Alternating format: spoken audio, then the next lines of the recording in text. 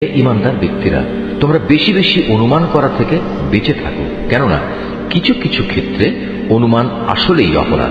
এবং একে অপরের দোষ খোঁজার জন্য তার পেছনে গোয়েন্দাগিরি করো না। একজন আরেকজনের গীবত করো না। তোমাদের কেউ কি তার মৃত ভাইয়ের গোশত খেতে পছন্দ করবে? আর অবশ্যই তোমরা এটা অত্যন্ত ঘৃণা করো। এসব ব্যাপারে আল্লাহকে ভয় করো। নিশ্চয়ই আল্লাহ তাআলা তওবা কবুল করেন এবং তিনি একান্ত দয়ালু। হে মানব সম্প্রদায়, আমি তোমাদের একটি পুরুষ ও একটি নারী থেকে সৃষ্টি করেছি। তারপর আমি তোমাদের জন্য জাতি ও গোত্র বানিয়েছি, যাতে করে এর মাধ্যমে তোমরা একে অপরের সাথে পরিচিত হতে পারো।